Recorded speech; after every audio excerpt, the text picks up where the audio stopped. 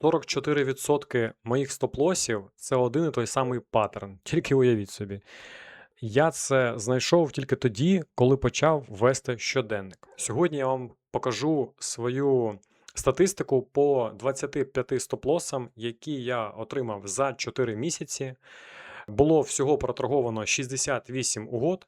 Серед цих стоп-лосів я знайшов 6 рубрик, так, або 6 причин, через які я отримаю стоп-лоси. І це все на реальних угодах, які були проторговані і зранку розібрані у закритому Discord ком'юніті. Якщо хочете туди потрапити, переходьте на телеграм-канал, там завжди є на це посилання. Це реальні, ще раз сказав, мої збитки. Після кожного, звичайно, стоп-лосу я веду щоденник в Notion, вписую туди свої посилання, вписую свої якісь мінімальні думки, вписую, по якому сетапу я заходжу. Тобто я веду максимально детальний щоденник. І після 4 місяців, коли вже хоч трошечки я назбирав стоп-лоси, я вже побачив якісь закономірності і почав їх збирати в одному місці. В Notion переглядати всі скріншоти одразу незручно, тому я обрав таку платформу, як там Obsidian. Це можна зробити в будь-якій платформі, можна взагалі робити без платформи, можна зробити просто в елементарній папці, зібрати і структурувати. Це вже кому як зручно. Просто я кажу, як я робив і як, в общем, як я це дослідив. Ось ці 6 рубрик. Перша рубрика «Спроба взяти ресвіп». Я зараз про всі ці рубрики дуже детально розповім. Повірте мені, це буде дуже цікаво. Тут ви бачите, скільки стопів на кожній рубрики було. Давайте я просто зачитаю, які були рубрики. Відбій, спроба розвернути тренд, ліквідність Азії плюс ліквідність, яка сформувалась до 18:00 за минулий день. Чи є тут помилка? Теж цікава рубрика. І дуже цікава рубрика з ордерблоками. Я її закінчив наприкінці. І я вам покажу, як я вирішив якраз цю помилку, тому що найбільше стоп-лосів якраз через ордерблоки в мене. Перша спроба взяти ресвіп. Один стоп-лос в мене був за 4 місяці. 4% це взагалом на всі мої стоп-лоси. Це виглядало приблизно так. Тобто я зранку проаналізував ринок. В мене були там 3 ключові ліквідності, які я хотів торгувати в шорт. І, або ліквідність була знизу, яку хотілося торгувати в лонг. Ринок пішов вверх. Скоріше за все, тут була якась новина, я вже не пам'ятаю, або щось по Ірану, або ще якась інша новина. І після цього я побачив, що ринок робить ресвіп. І я скажу відразу, це банальна помилка, навіть не побоюсь, новачка. Тобто тих, хто тільки-тільки починає трейдити. Я це для себе так називаю. Чому я тут затиснув? Я не можу це якось трезво, зрозуміло обґрунтувати. Мені здалося, що ми забрали зараз дуже велику кількість ліквідності, і якраз оцей ресвіп, він відстопив трейдерів, які скальплять, так, які ловили цей ножик. Там був гарний злам на М1.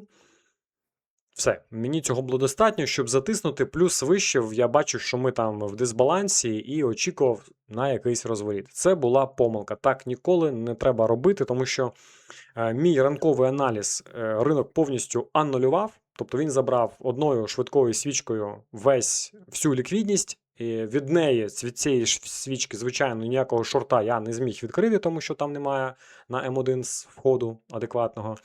І ніякі ресвіпи, звісно, не варто було вже дивитись. Це така дуже банальна помилка, але, знову, я це для себе зафіксував, постараюсь такого більше не робити.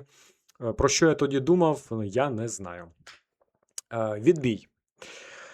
Було таких 2 стоп-лоси за 4 місяці, 8% від загальної кількості, в принципі, стоп-лосів. Виглядало це приблизно так.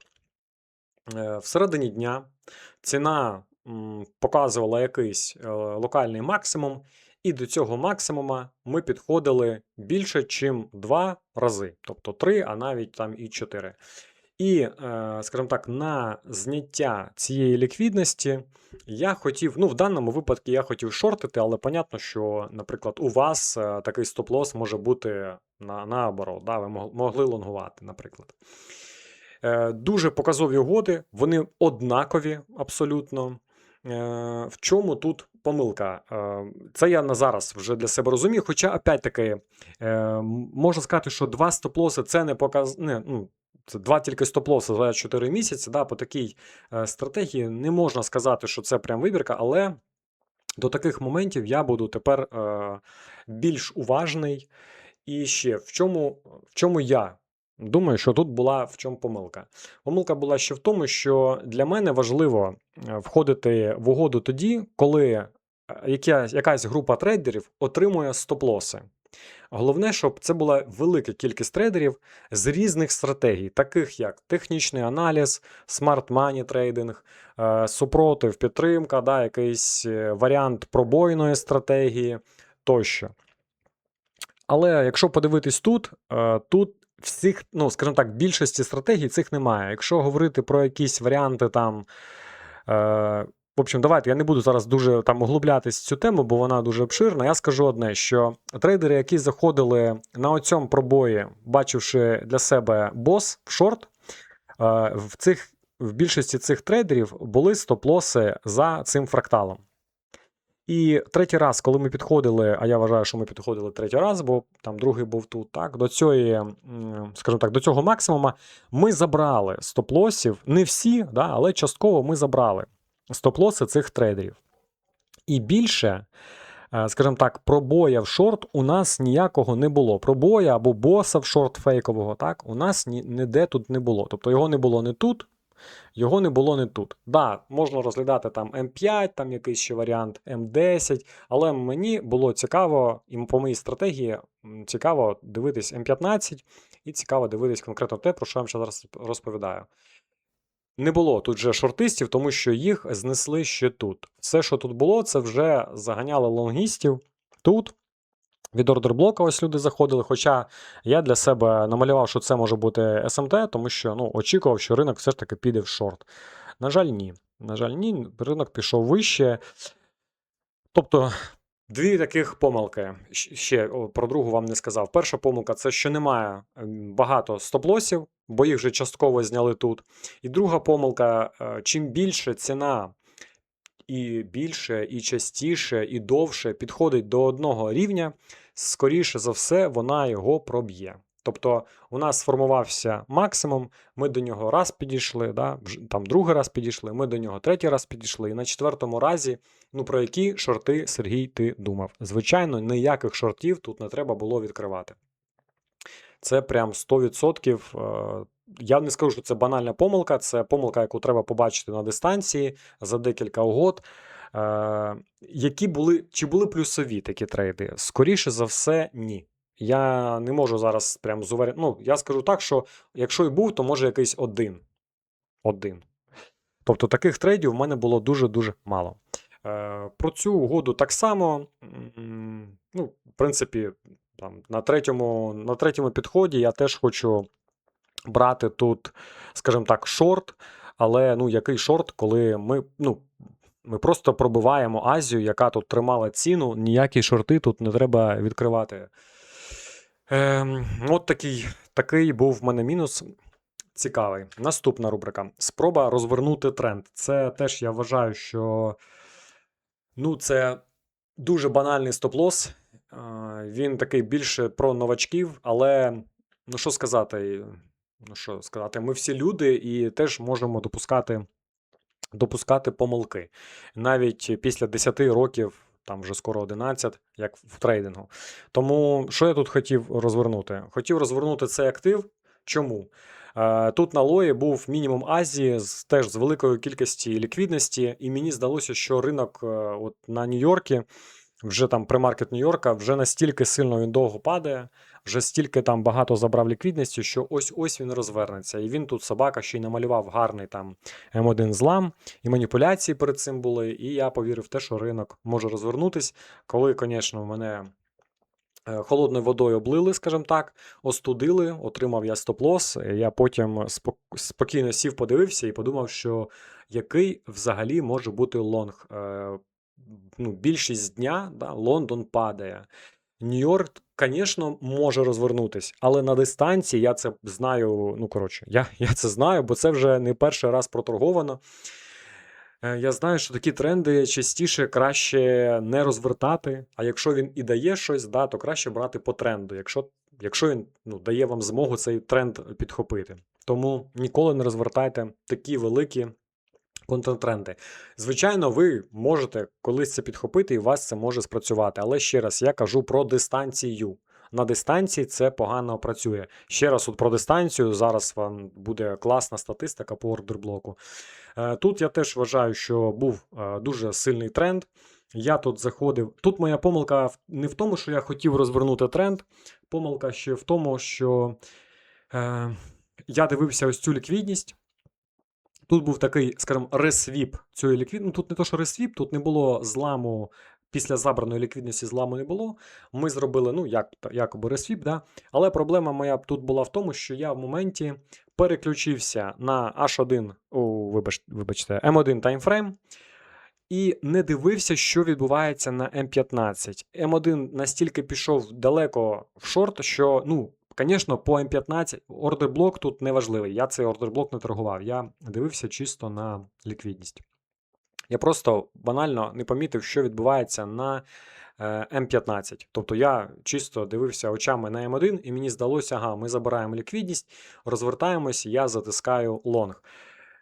Це дуже ризикова історія, тим паче, що, по-перше, ми дуже сильно провалились під ліквідність, це вже закріплення з продовженням, я би так сказав. Тому, звичайно, ніяких розворотів тут не може й бути. Ще й перед цим, ми перейшли, забрали ліквідність, тобто продовжили структуру, як скажемо так, забрали ліквідність з хая і повністю падає. В общем, дуже сильний тренд, тут точно не варто було затискати. Якщо десь отут ще можна було спробувати і якось це можна було обґрунтувати, то далі тут продовження точно ні. Йдемо далі. Ліквідність Азії плюс ліквідність до 18:00 минулого дня. Таких 3 стоп-лоси в мене за 4 місяці. Загалом 12% за весь час. Що у нас тут? Я, хлопці, дівчата, я вкладав сюди маленькі скріншоти, тому що не хотів окремо розбирати великі. В принципі, я думаю, що вам тут все буде понятно, про що я тут розповідаю. У нас відкривається новий день, формується Азія з ліквідністю, і в нас у минулого дня є ліквідність, яка формувалась після 18-ї. Чому я натякаю на після 18-ї? Тому що так виходить, що Лондон, коли я торгую, то я дивлюсь ліквідність Азії, наприклад, да, і ліквідність якогось минулого дня. І частіше за все, це ліквідність, яка сформувалася якраз після 18:00, тобто після 6-ї вечора. І така ліквідність на дистанції. Я хочу ще це досліджувати. Знову-таки, стоп-лосів зараз конкретно по цьому сетапу не дуже багато, але, знову-таки, по моїй статистиці, якщо ви не дивились минуле відео, зараз тут десь появиться зверху підсказка по статистики за минулий місяць. Мені статистика моя говорить, що Лондон для мене не дуже окей для торгівлі. Це означає, що і ці сетапи, навіть якщо вони були прибутковими на дистанції, вони, це слаба історія про трейд. Що я тут дивився ще раз? Да? Ліквідність Азії, ліквідність минулого дня. Тут гарна теж полка. Я би не сказав, що ми тут, тричі підходили, але це в рамках різного дня, тому я це не додав в паттерн рівня, який я попереду вам показував. Все-таки додав, що це трохи інша історія. Тут ринок не розвернувся, хоча й провалився під Азію, яка дає тут супротив. На жаль, ні. Знову сильні свічки. Тренд пішов вище і розвертався вже там від інших зон. Тут було забрано Азію і забрано так само ліквідність з пробоями, да, яка сформувалася, як бачите, ось 18 в нас тут, тобто після 18.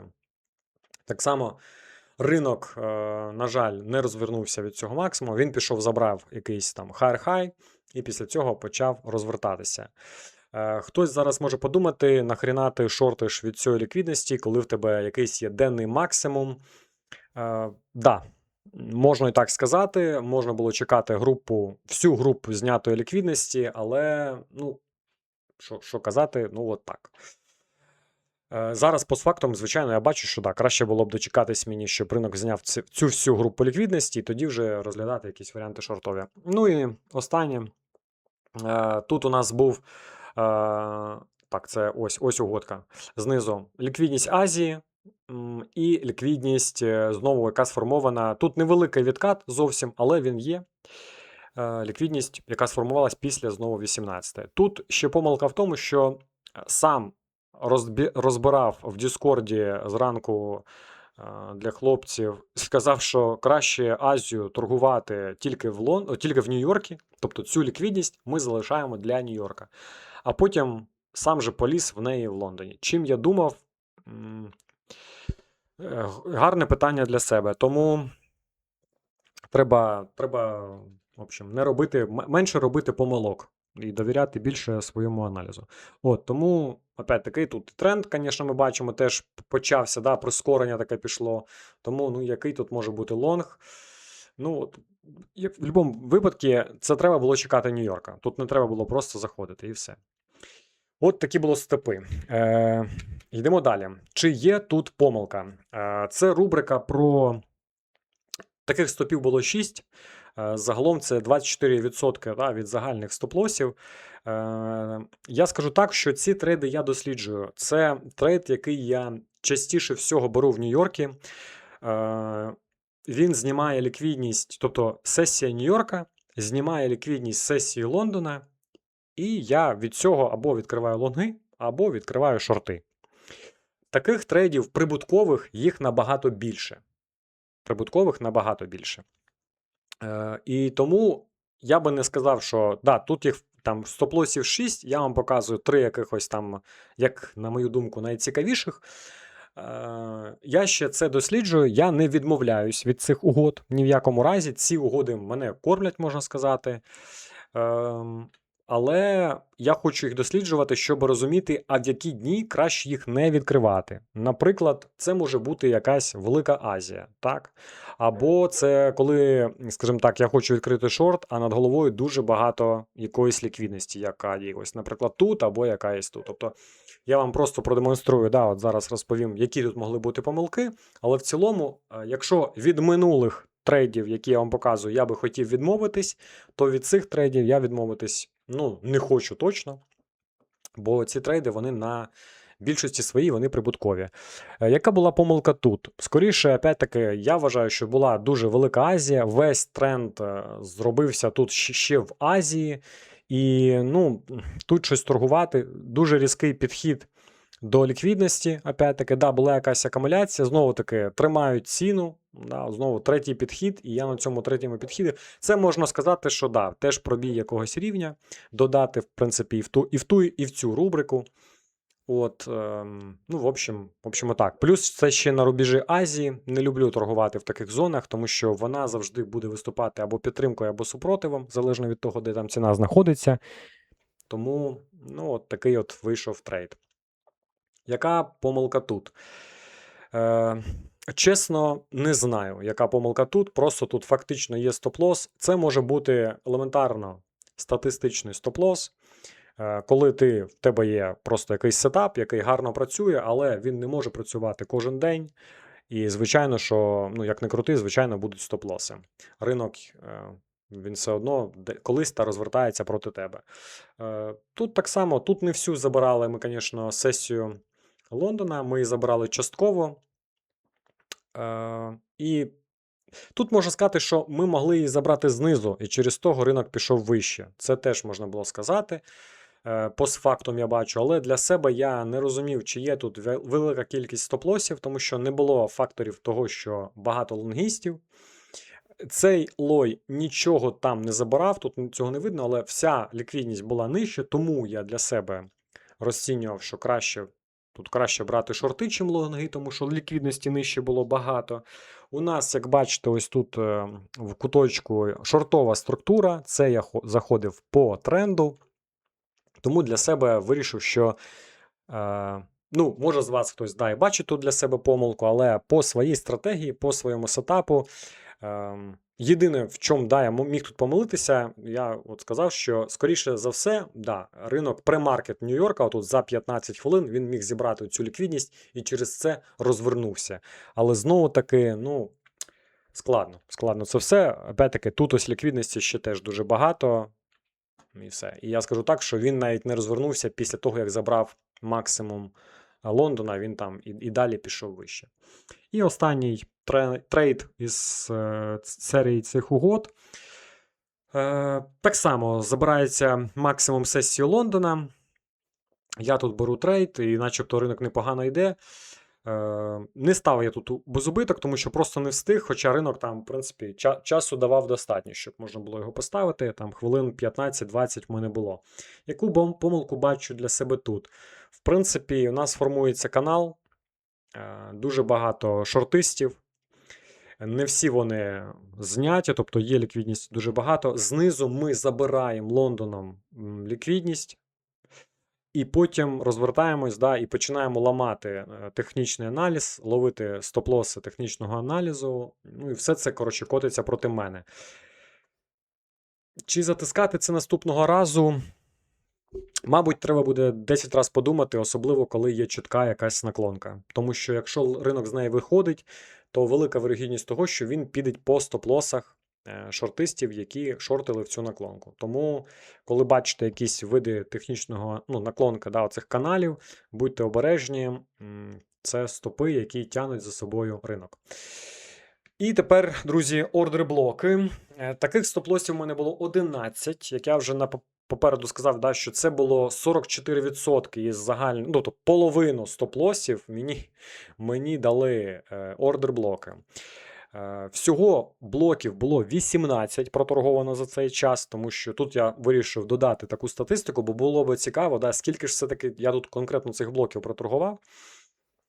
Їх було всього 18, і представте, 11 стоп-лосів, тобто до 18 блоків. Тобто вінрейт 33%, PNL $1000.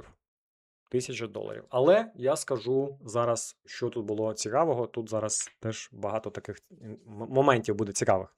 Як тут ці блоки виглядали? Ще раз скажу я вам, що це не Smart Money блоки, це ви можете тут зараз побачити не блок Smart Money, я трошки по-іншому там торгую блоки, не буду зараз про них, да? Скоріше там колись про це зніму відео. Зараз просто покажу, який я блок торгував, і можу сказати одне, що на зараз я торгую такий блок по таким там двом, навіть 3 правилам. Він повинен зняти якусь дальню ліквідність.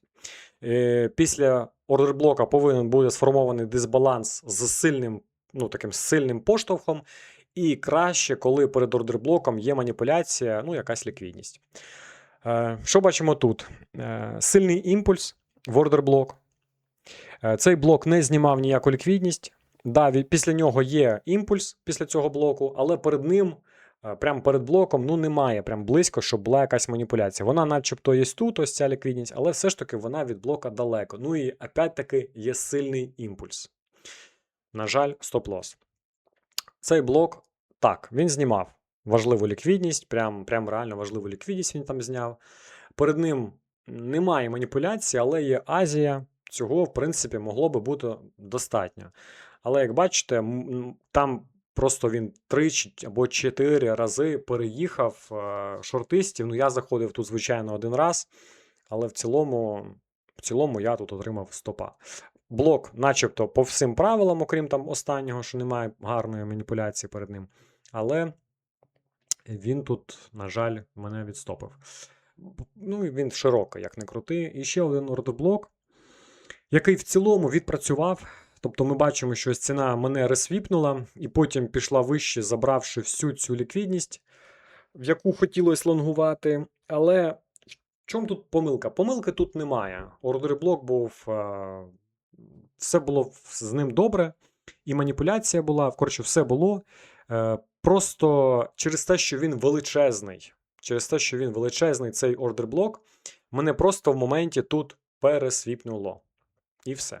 І ринок просто через ресвіп пішов далі в ту сторону. Які для себе мінімальні такі виводи зробив? Що я точно не торгую величезні такі ордерблоки. Тому що в них складно зрозуміти, коли ринок почне розвертатися. Блок великий, де він тут знайде ту підтримку, не зрозуміло.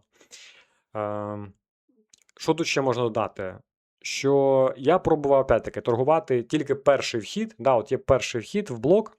і я чекаю перший злам, і від нього заходжу. Тому що чекати якісь ресвіпи, рересвіпи, це вся історія. Ну, ти будеш потім сидіти на ФОМО, тому що блок спрацює з першого разу, да, з першого босу на М1, і будеш думати, що нафіга я чекав той ресвіп. Тобто це так, ну, на дистанції, опять-таки, це погано працює. Це теж категорія широких блоків. Цей блок вузький, але тут банальна помилка, що, ну, камон, коли ти заходиш, він нічого не знімав, тобто блок просто не по правилам. Я порушив свої правила, ну і опять-таки ми влетіли в нього як, ну, просто шалений. Тепер показую блоки, які відпрацювали. Таких блоків було небагато. Я додав, в принципі, 2 скріншоти таких, ну, більш-менш нормальних, гарних блоків. Ордерблок, який знімав ліквідність. Після нього не було прям сильного виходу, але було сформовано дуже багато ліквідності перед ним. Була маніпуляція. Ми забираємо цю маніпуляцію. І шикарний вихід. Я закриваю 1 до 2 від цього блока. В принципі, туди додати нічого. Невеличкий блок, в який зрозуміло, як торгувати. Тобто ми не, ну, ресвіп можемо робити. Ну, звісно, ми можемо там на пару тіків впасти, розробити ресвіп. Але в цілому зрозумілий невеликий блок. Ось великий був блок, який відпрацював. Він теж там знімав ліквідність. Ось якраз той вихід, який мені хочеться. Маніпуляція якраз та, яка хочеться мені бачити. Я би сказав, це прям, ну от, оце, мабуть, навіть ідеальний приклад. Можете собі заскрінити, шукати такі блоки. Ідеальний приклад блока, який би я залишив в торгівлі. Цей все ж таки, ну, такий не на максимум, не на 100 балів, скажімо так. Цей прям реально гарний. Забрав тут теж угоду. Тут ще був прикол в тому, що наклонка в нас є, і там 90% стоп-лосів цієї наклонки забирають.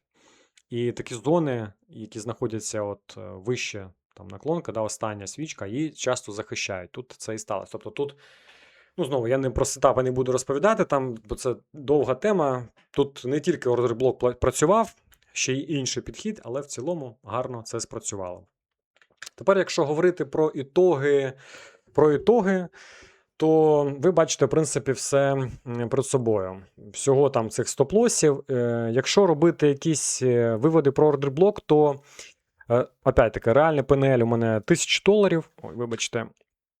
І якщо би я торгував ордерблоки тільки по тренду, в мене було би $600 прибутку за 4, скажімо так, місяці з ордерблоків, і це враховуючи, щоб в мене там було 7 всього угод.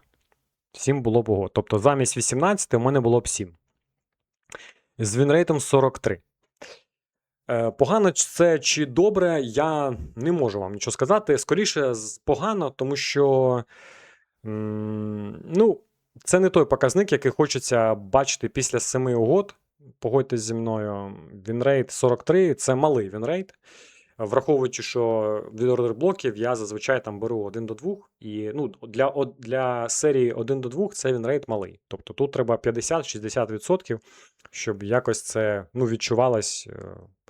Тому, що можу для себе сказати? Да, 18 всього угод було за 4 місяці по блокам.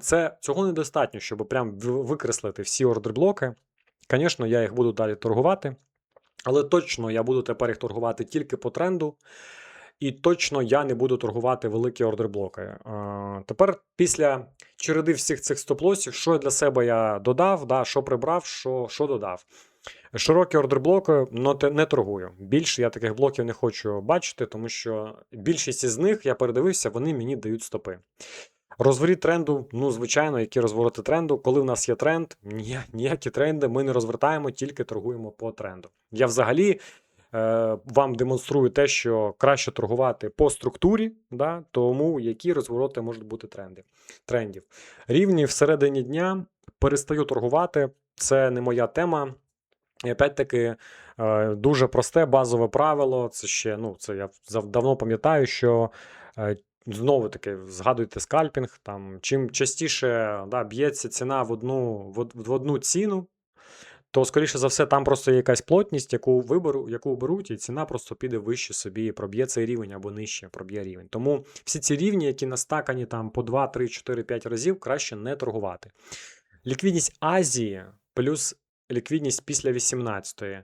Я буду торгувати тепер її тільки по тренду, буду більш обережно до неї відноситись, хоча стоп-лосів від неї там ну, не супер багато, всього 3, але все одно, як не крути, як то кажуть, трошки там, от і менше буде стопів. Що додав? Звичайно, більше трейдів по тренингам.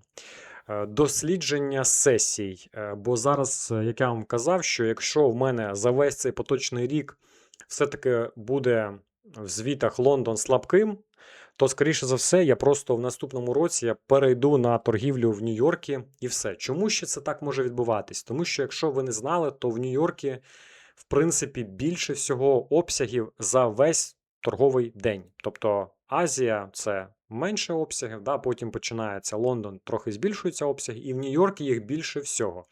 В принципі, моя статистика по моїй стратегії мені це тільки підтверджує, що в Нью-Йоркі мої трейди, вони більш прибуткові. Але, знову-таки, подивимось, рік тільки почався, хоча вже ось скоро майже літо, майже по півроку вже і пройшло. Ось ще чуть-чуть, скоро зима, і вже буде звіт за 12 місяців. Досліджую зараз напрямок через новини. Це такий додав новий такий момент, упередженість на день або тиждень через новини. Я ще це досліджую, не знаю, як це працює на дистанції. Пізніше з цим з вами буду ділитись, з хлопцями вже в Діскорді цим ділюсь, і ми ці упередженості на день та тиждень дивимось. Ще додав детальний опис угод. Дуже в цьому році сильно зрозумів, що введення щоденнику і не просто введення, відкрив євро, відкрив лонг, стільки заробив, а детальний опис угоди, детальний опис, що було до того, як відкривав, да, як ціна себе поводила, скільки зміг забрати, куди ціна, як далеко пішла, який тренд, контртренд, сесії, 5, 10. Чим більше детально ви опишете ваші угоди в вашому щоденнику, тим більше у вас буде інформації, як ви в майбутньому можете поліпшити свої трейди. Це прям, для мене в цьому році це прям відкриття. Реально. От такі, друзі, така була статистика. Я думаю, що десь з цих 6 рубрик ви точно впізнали себе. І якщо ви ще не ведете ніякого щоденнику, то якраз час це почати робити. Друзі, всі ці трейди, всі там 68 трейдів я розбирав, звісно, у Діскорді. Ще раз нагадаю, що якщо ви бажаєте розвиватись, якщо вам цікаво те, що я вам розповідаю, ви можете підписуватись на Discord. Ми розбираємо там угоди щоранку, я ділюся якимись інсайтами, ділюся правилами, відповідаю на всі запитання, які вас хвилюють. Тому підписуйтесь, кому цікаво. І знову-таки всі ці звіти, які є на Ютубі щомісячні, це всі угоди були розібрані в Діскорді зранку або о 15:00. Все це я демонструю, все це хлопці теж торгують, якщо в них на це є час. А вам бажаю мирного неба, бережіть себе, друзі, бувайте.